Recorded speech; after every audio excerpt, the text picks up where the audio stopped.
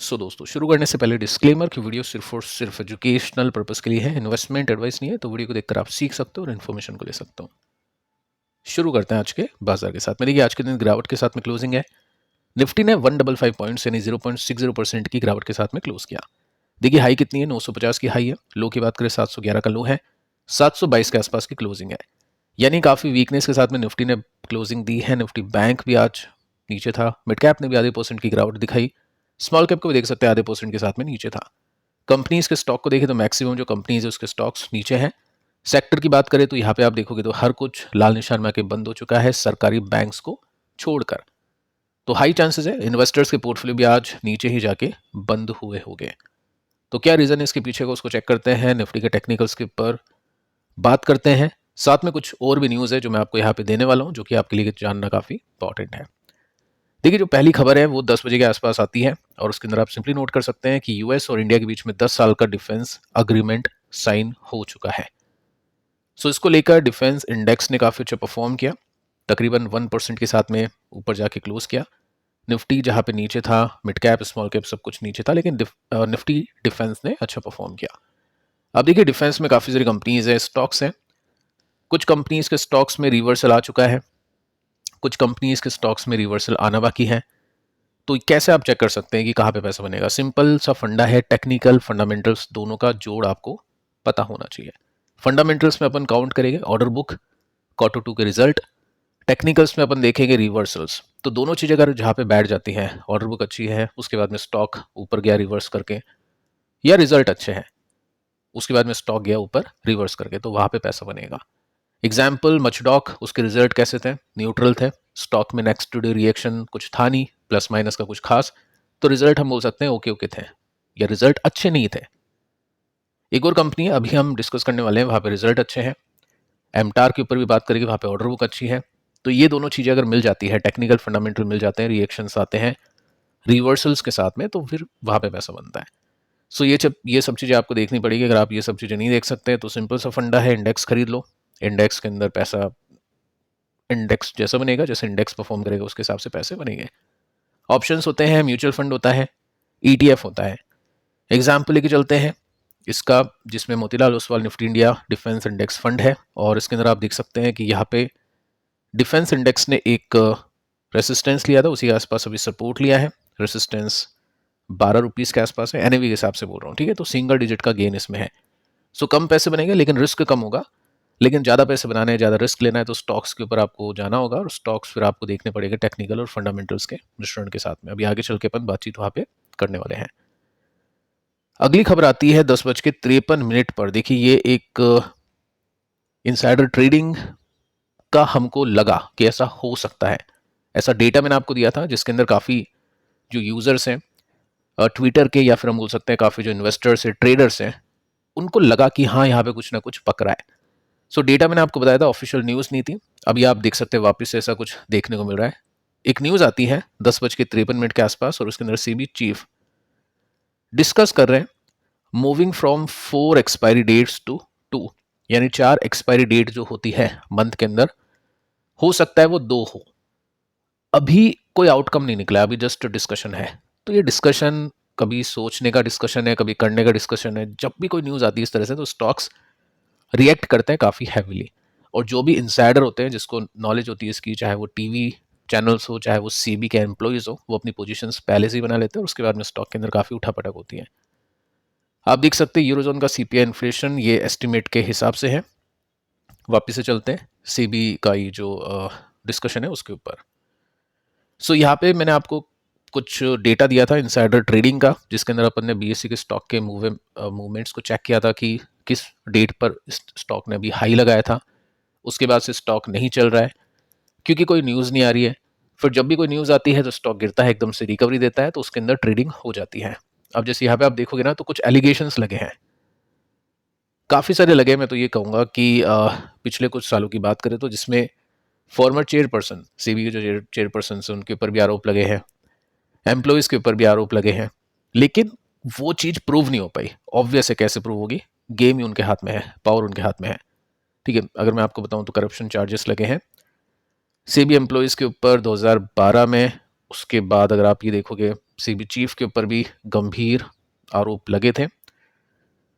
ठीक है, 2024-25 ये सब और पहले के भी है, मतलब मैं आपको डेटा बताऊं तो बहुत लॉन्ग डेटा ही हो जाएगा, लेकिन ये सब चीज़ें चलती है। सो करप्शन हर जगह है, हर कंट्री में करप्शन है और हर डिपार्टमेंट के अंदर करप्शन है।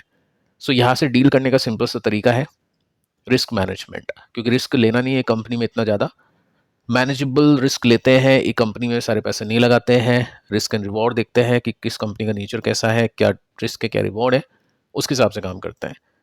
सो जैसे ही दोस्तों ये न्यूज़ आई उसके बाद में स्टॉक लुढ़का और उसके बाद में देखिए रिकवरी कैसे हुई, रिकवरी वी शेप रिकवरी। जैसे जैसे ही स्टॉक नीचे गिरा, मतलब कुछ ऐसा था कि इनसाइडर ने जैसे मान लो बाय कर लिया हो कि ये न्यूज़ तो ठीक है, अभी तो डिस्कशन चल रहा है, हो सकता है ये न्यूज़ सही नहीं हो, और उसके बाद में अचानक से बाइंग होती है, स्टॉक प्लस में आके बंद होता है।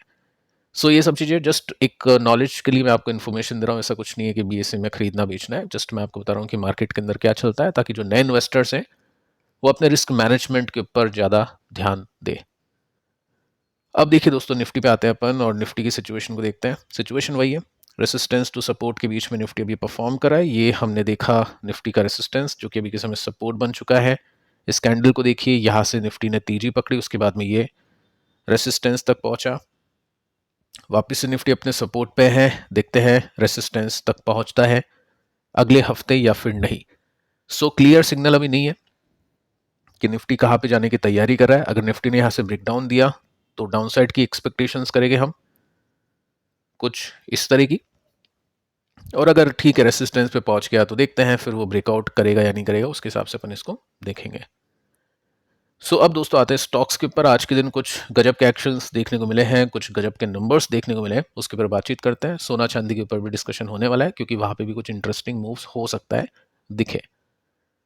सो फर्स्ट कंपनी है नवीन फ्लोरिन, ये केमिकल स्टॉक जो कि 13% के साथ में ऊपर है। केमिकल कंपनीज का सीन आपको पता ही है कि हर एक कंपनी डिफरेंट डिफरेंट कैटेगरी के अंदर काम करती है, डिफरेंट डिफरेंट कंट्रीज में अपने प्रोडक्ट्स को एक्सपोर्ट करती है। सो ऐसा नहीं होगा कि टोटल सेक्टर एक साथ चलेगा, यानी सभी कंपनीज के स्टॉक्स एक साथ चलेंगे। हो सकता है कुछ कंपनीज चले, हो सकता है कुछ कंपनीज नहीं चले, तो रिजल्ट के अकॉर्डिंग आपको देखना पड़ेगा। यहाँ पे थोड़ी ज़्यादा मेहनत करनी पड़ेगी। 28,000 करोड़ का मार्केट कैप, 78 का पी रेशियो इसका है। सो रिएक्शन था ये, कल इसके रिजल्ट आए थे, उसका रिएक्शन है। Q2 के रिजल्ट अच्छे थे, रेवेन्यू 46% के साथ में इंक्रीज कर गया। सो ब्रोकर्स ने इसके टारगेट प्राइस को लिफ्ट किया है, ऊपर लेकर गए हैं। इंटरेस्टिंग रेवेन्यू नहीं है, इंटरेस्टिंग है प्रॉफिट। प्रॉफिट अगर आप देखोगे तो 148 करोड़ का प्रॉफिट है, which is more than 152% compare to last financial year. ठीक है, उसी के हिसाब से अगर हम देखें तो 152% का जंप है, क्यों उनके बेसिस पे भी कंपनी ने काफ़ी अच्छा किया है। और ये अदर इनकम की वजह से नहीं है, कंपनी ने प्रॉफिट के मार्जिन को इंक्रीज किया। 32% के प्रॉफिट के मार्जिन है, जो यहाँ पे आप शीट में देख पा रहे हैं, इतने सालों में सबसे, मतलब इतने क्वार्टर्स में सबसे हाईएस्ट है। 21% से 32% का हो जाना। सो काफ़ी अच्छी ग्रोथ इसमें निकली है प्रॉफिट के मार्जिन के हिसाब से, और काफ़ी अच्छा परफॉर्म कंपनी ने किया है। सो टेक्निकली हम देखें तो यहाँ पे एक रिवर्सल स्टॉक ने दिया था, उसके बाद में स्टॉक ऊपर गिरने के बाद में वापस से एक ब्रेकआउट इसमें देखने को मिल चुका है, तो स्टॉक अभी क्लियर कट पॉजिटिव है। लेकिन यहाँ पर रिस्क ज़्यादा होता है, कोशिश इन्वेस्टर ये करे कि ये वाले जो रिवर्सल उसको पहले फाइंड करे, क्योंकि यहाँ से लेकर ऑल टाइम हाई इजीली पहुँच जाते हैं और उसी के अंदर पैसा बन जाता है, क्योंकि यहाँ से थोड़ा सा रिस्क बढ़ जाता है। सो वो सब चीज़ें देख सकते हैं। इसके बाद में नेक्स्ट जो कंपनी है इसका नाम है BEL, भारत इलेक्ट्रॉनिक्स। 4% की तेजी आज इसमें बनी है और रिजल्ट का इम्पैक्ट है, आप देख सकते हैं जैसे रिजल्ट आया वैसे ही इसमें तेजी बन गई। 56 का पी रेशियो है, 3 लाख करोड़ का मार्केट कैप है। अभी आप देख पा रहे हैं कि जो हाई पी वाली कंपनीज है उनके स्टॉक्स अच्छा कर रहे हैं, क्योंकि वो वही कंपनीज है जिनके स्टॉक्स ने पिछले कुछ क्वार्टर में अच्छा किया है, जिनके नंबर्स अच्छे आ रहे हैं, जिनमें एक्सपेक्टेशन काफ़ी ज़्यादा है, और वो एक्सपेक्टेशंस कंपनी बीट करती है तो स्टॉक में वापस से तेजी बन जाती है। तो स्टॉक अच्छा कर चुका है क्योंकि अच्छी ग्रोथ बनी है, बीट कर चुकी है एस्टिमेट ऑल फ्रंट के ऊपर, यानी प्रॉफिट के मार्जिन के अंदर भी, सेल्स के अंदर भी, प्रॉफिट के अंदर भी। तो काफ़ी अच्छे रिजल्ट है, काफ़ी धमाकेदार रिजल्ट हम इसको बोल सकते हैं, और इसको एक लिस्ट में रख सकते हैं कि इस कंपनी के रिजल्ट काफ़ी अच्छे थे और इन्वेस्टर्स को रिजल्ट अच्छे लगे। सो यहाँ पे आपको याद होगा जैसे एक रिवर्सल इसमें मिला था इस कैंडल में, तब बातचीत की थी, तब ये वाला चार्ट नहीं था। उसके बाद में तेजी बनी और वापस से स्टॉक अपने सपोर्ट को लिया, जो कि ये रेसिस्टेंस का था यहाँ पे, और उसके बाद में स्टॉक इस मूवमेंट में चल रहा है। तो अभी अपने रेसिस्टेंस पे, यहाँ से अगर ये निकलेगा तो फिर ऑल टाइम हाई है, तो ठीक है, ज़्यादा गैप नहीं है, लेकिन जिसके पास भी है, जिसने भी इसको देखा है, लिया है, ठीक है, अभी कोई सेंस नहीं बनता है इसको प्रॉफिट बुक करने का, क्योंकि रिजल्ट अच्छे हैं और चांसेस है कि स्टॉक और भी अच्छा कर जाए। अगली जो कंपनी, इसका नाम है एमटार।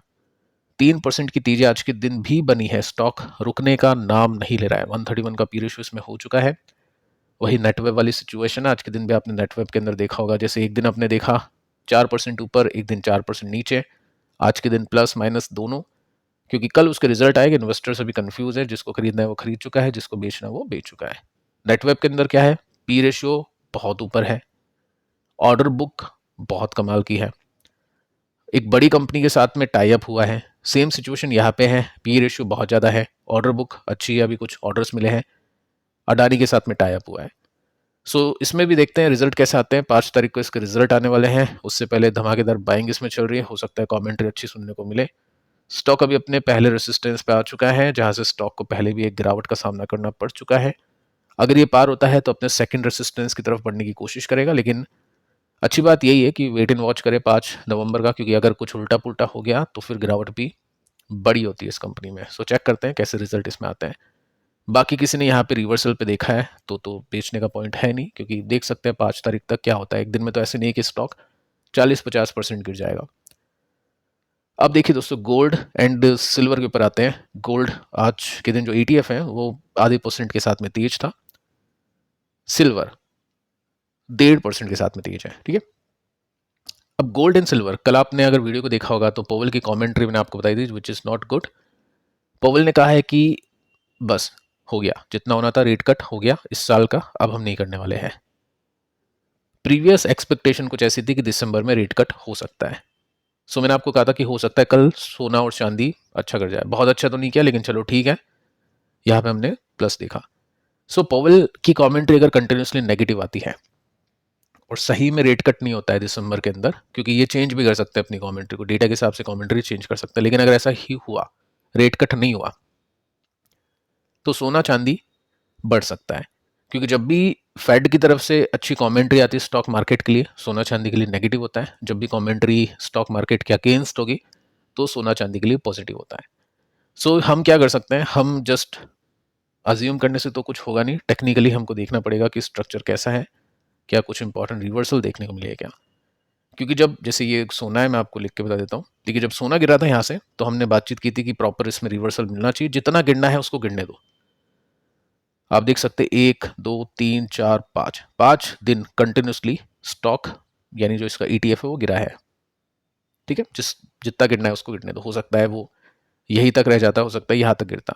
तो चलो ठीक है, अपने को पता चल गया कि ये यहाँ तक गिर गया। उसके बाद में हमने देखा कंटिन्यूसली 1 2 3 3 दिन तक कंटिन्यूसली ग्रीन कैंडल बनी है, ठीक है। तो यहाँ पे समझ में आ गया कि चलो ठीक है, अभी के हिसाब से मतलब जो ETF है उसका बेस बन चुका है, सोने का बेस बन चुका है। अब बात आएगी रिवर्सल पे। सो आपने देखा कि ये जो लेवल है ये रेसिस्टेंस का है, क्योंकि रेसिस्टेंस की तरह ये रिएक्ट कर रहा है कि यहाँ से आती है बुकिंग। आप देख सकते हैं इसमें इसमें इसमें ये सब हाई है। सो अगर यहाँ से ये पार कर जाता है तो ऑल टाइम हाई की तरफ भी पहुँचता है, तो 8% का गेन है। तो अगर आपको स्टेबल ऑप्शन चाहिए तो वो सोना है, आपकी इक्विटी के अगेंस्ट हेजिंग करनी है तो वो सोना है, प्रॉपर लॉन्ग टर्म के लिए छोड़ना भी है, अगर आपको छोड़ना है रख के, तो फिर वो सोना है। और अभी करेक्शन है, ठीक है, तो उस हिसाब से इसको देखा जाएगा। सिल्वर, सिल्वर उन सभी ट्रेडर इन्वेस्टर के लिए है जिनको वॉलेटिलिटी चाहिए। देखो वॉलेटिलिटी किसको चाहिए होती है, किसी को नहीं, जिनको ज़्यादा रिटर्न्स चाहिए, लेकिन उस रिटर्न की प्राप्ति के लिए आपको वॉलेटिलिटी ज़्यादा झेलनी पड़ेगी, आपको रिस्क ज़्यादा उठाना पड़ेगा। तो उनके लिए ये है, क्योंकि जहाँ पे सोना अगर अपनी ऑल टाइम हाई ETF की बात करूँ वहाँ पे पहुँचता है तो 8% का है गैप, सिल्वर पहुँच जाता है ना तो 25% का है। तो डिफरेंस आप देखिए 3 टाइम्स से भी ज़्यादा का डिफरेंस है। सो यहाँ पे हमने देखा चांदी को जितना गिरना था गिरने दो, यहाँ पे कंटिन्यूसली गिरावट हमने देखी, अभी 2-3 दिन से थोड़ा सा स्टेबल ये हुआ है। सो यहाँ पे भी देखते हैं कि कैसा करेगा ये मंडे को। अगर ब्रेकआउट आता है तो फिर हम एक एक्सपेक्टेशन यहाँ पे कर सकते हैं अच्छा करने की, क्योंकि टेक्निकल फंडामेंटल दोनों का मिश्रण है। टेक्निकल में हम देखेंगे रिवर्सल, फंडामेंटल्स में हम पॉवेल की कमेंट्री देख सकते हैं, क्योंकि यहाँ पे ये होगा, इनके रिजल्ट तो आते नहीं है लेकिन अपने को मार्केट का सेंटिमेंट देखना पड़ता है। तो ठीक है, आप दोनों चीज़ों को ट्रैक कर सकते हैं। और फिलहाल इस वीडियो में इतना ही। कल के दोनों वीडियोस भी आप देख लेना अगर आपने देखे नहीं है तो। मिलते हैं नेक्स्ट वीडियो में, तब तक के लिए बाय बाय।